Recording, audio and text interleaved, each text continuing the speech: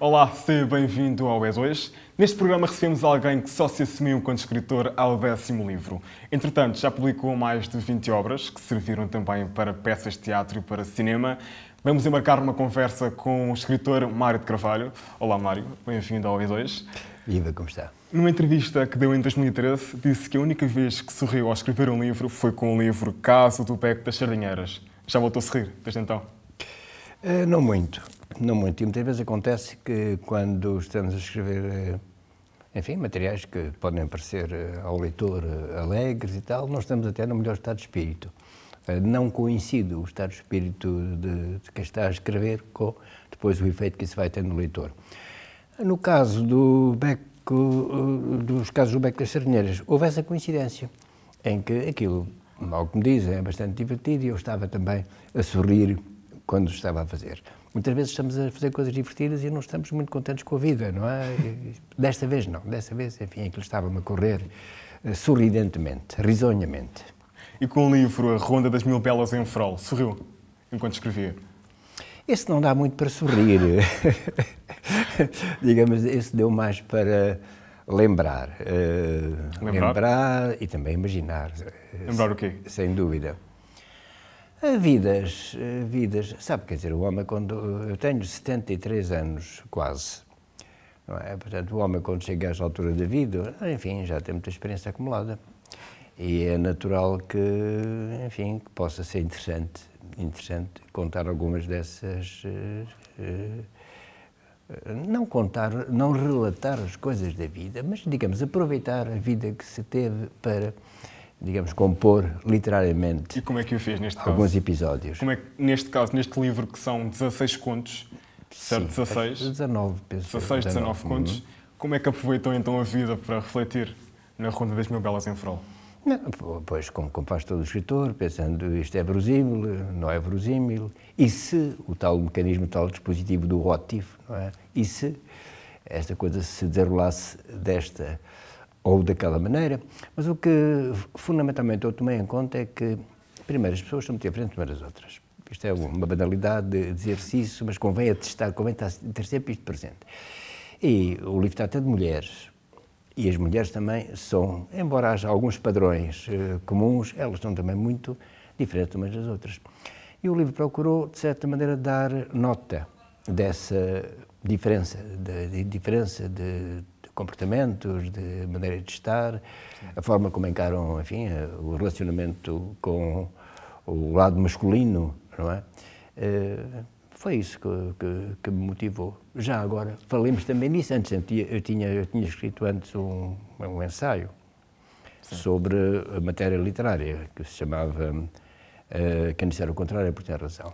Pronto, também reunia uma quantidade já de experiências e de leituras e de contactos com certas realidades.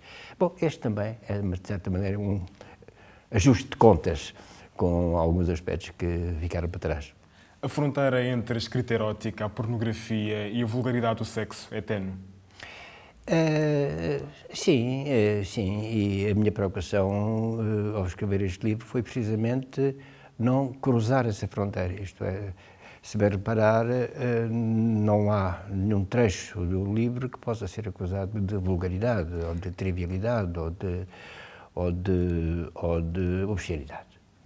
Não há ali nenhuma matéria e eu fui cauteloso a esse ponto, a vigiar sempre bem essa fronteira, como o amigo falou. A cada conto não voltava atrás e pensar, se calhar passei a linha, ou não? Não tinha consciência de que não estava a passar a linha em todos eles. Na nova edição do livro Grande Tebas, Neuvo e Mariana, fala-nos de um limiar da profanação, disse numa entrevista. É um limiar que se ultrapassa cada vez que vai pescar uma obra do passado. A profanação. No caso do livro Grande de Tebas, Neuvo e Mariana, que foi um livro que, enfim, a tempos já remotos, me obcecou e que tinha tomado conta de mim, digamos. Coisa que não acontece habitualmente, devo dizer, mas no caso do livro Grande Tebas, Neuvo e Mariana, havia uma obsessão com a ideia do cerco, a cidade cercada, os movimentos circulares, o mundo em que não se passa nada. Se bem reparar, tudo aquilo é circular, quer dizer, nós partimos de um sítio e voltamos, no final do livro voltamos ao mesmo sítio. Naquele cerco permanentemente se abate sobre a cidade, um cerco lento, moroso, também nada se passa.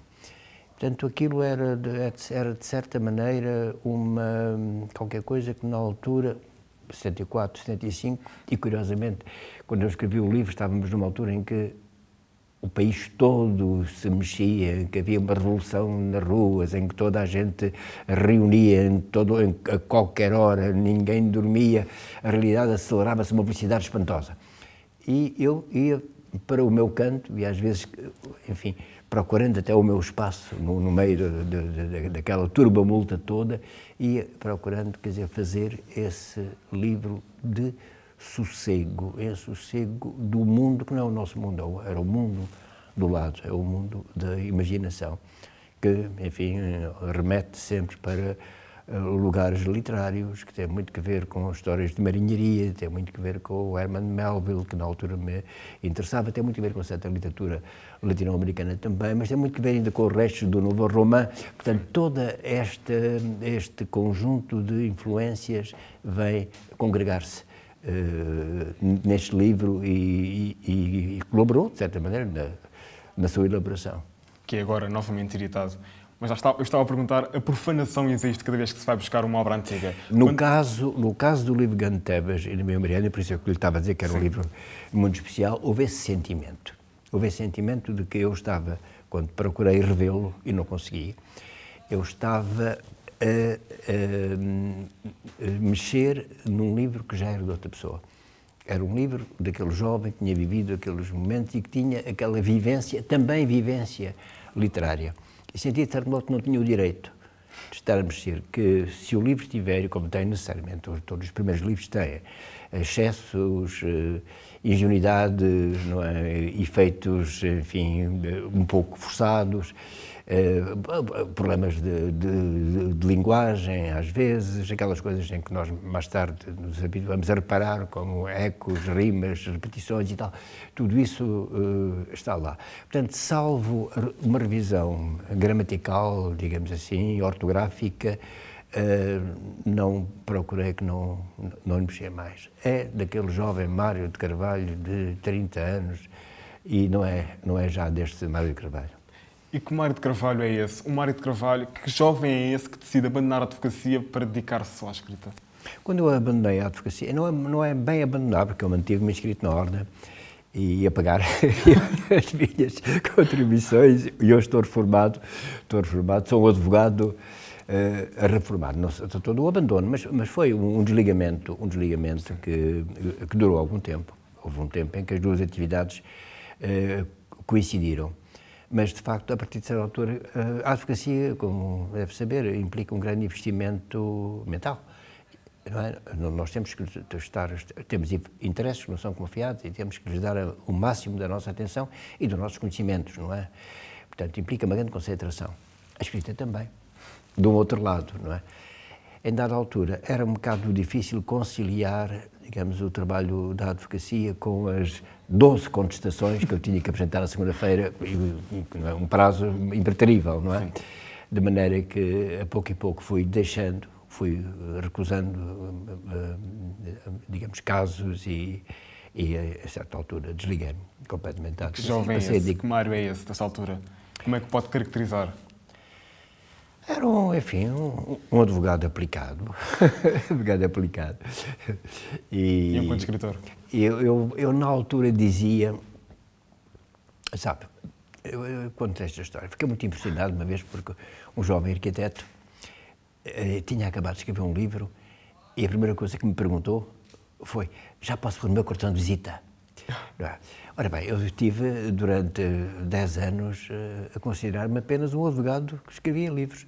E o título de escritor, que me parecia muito honroso, não é? Deixei-o para depois, não é? Depois do 10º livro e ter ganho alguns prémios e, enfim, de ter sido aceito pelos meus pares, digamos assim, pelos meus leitores, eu considerei que podia ter, bom, sou um escritor e hoje posso ser isso, penso, à vontade, sem que ninguém me contradiga. 10º livro não é muita coisa. 10 livros para se considerar escritor? Sim, acho que é uma, enfim, que é uma boa medida. Acho que foi uma boa medida. Eu tenho uma visão, uma pessoa que estuda Direito não sai do curso com uma visão mais formatada para desenhar um determinado tipo de realidade. Tendo em conta que, quando estuda Direito, talvez tenha uma visão mais institucional das coisas? Sabe, o Direito também ensina a escrever.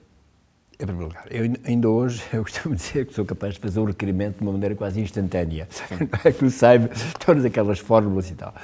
Por outro lado, quer dizer, certo embalo de escrita, de ligações entre as frases, não é? De mecanismos de escrita, adquirem-se na prática forense e da escrita forense com alguma facilidade. Curiosamente, os jornalistas também sabem isso. Do lado dos jornalistas também existem estes dispositivos, estes mecanismos que permitam, desde logo, uma certa fluência da escrita. Mas o direito e as matérias à volta do direito puseram-me em contato com outras realidades. O direito romano pôs-me em contato com a realidade de Roma, também, e com, de certo modo, com a reminiscência do latim, não é, que eu prezo muito. O direito português pôs-me em contato com a história de Portugal. E, por outro lado, todas toda aquela necessidade de sustentar aquilo que se diz. Nem sempre sou capaz, mas gosto de reconhecer que uma opinião é sustentada. Não é? É sustentada e passa por um contraditório e que ou há uma dúvida que não é bem formulada. Isso foi uma coisa que eu aprendi na faculdade, na velha, solene faculdade enfim, bastante em muitos aspectos, bastante conservadora, não é? A faculdade de Direito em que eu andei e que tenho a impressão que ficaram cá marcados e sobre os quais estou, de certa maneira, grato. E quem é que é o Mário de agora? É um avô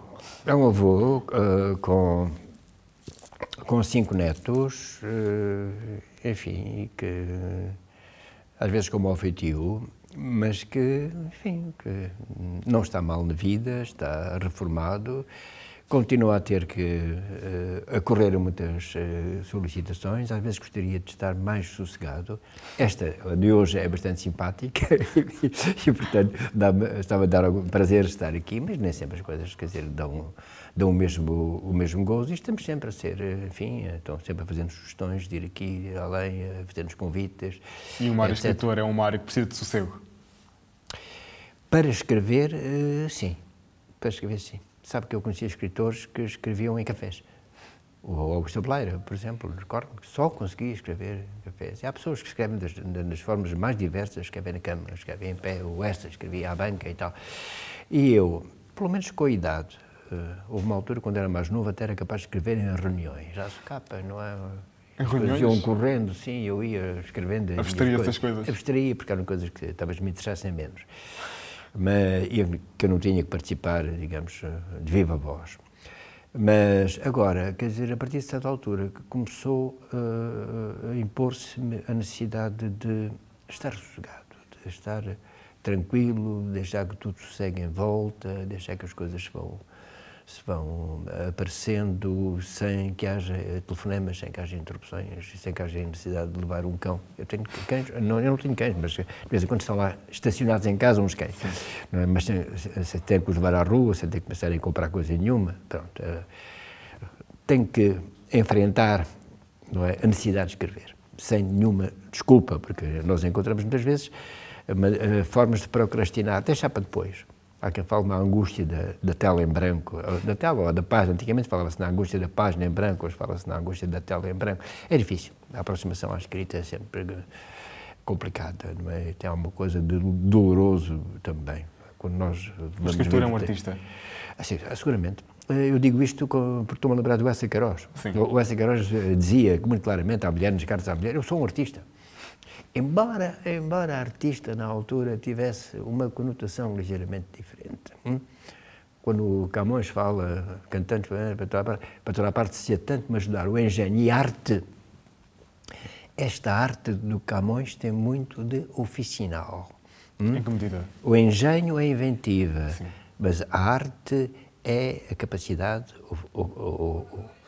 oficinal de lidar com certos materiais. Concretamente, o material com que ele lidava era o da língua portuguesa, a poesia, etc. Mas é muito curioso. E este artista em que fala o Eça Queiroz, quando diz eu sou um artista, numa altura em que os comunicados dos operários em Lisboa ainda se chamavam comunicado dos artistas disto ou daquilo, não é? Dos artistas, enfim, de ferragens e coisa assim, não é? Ainda tem muito este toque oficinal. E nasce-se artista ou é algo que se vai construindo? Eu acho que, por um lado, há uma inclinação qualquer cá dentro, há uma tendência qualquer que depois a prática e o confronto com a vida e o confronto com a própria literatura e o confronto com o escrito vai aperfeiçoando. Mas já à partida, digamos, há uma tendência. E quando é que morre o artista, sendo assim? Quando é que morre o artista? A morte do artista, está a falar da morte do artista nesta revista que apareceu há pouco. Exatamente. A morte do artista, o que é que pode dar a morte do artista? Olha, a sobranceria. A sobranceria, o pedantismo, a humildade e, em certos casos, a convicção de que a literatura portuguesa nasce connosco. Porque há quem pensa que antes deles e depois deles só houve dilúvios.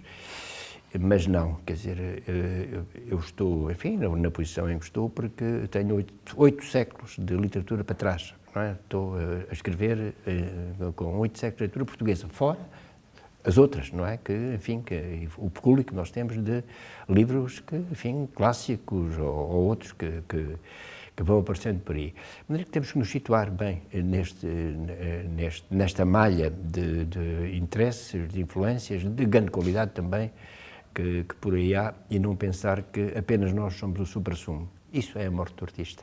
Obrigado, Mário. Muito obrigado, eu. Acabamos a nossa conversa? Acabamos a nossa conversa. Correu um instante. Exatamente, e o Deus fica por aqui. Quanto a ti já sabes, nós voltamos no próximo episódio. Já sabes que nos podes ouvir e ver no nosso YouTube e no nosso Facebook todos os dias. Vemos por lá.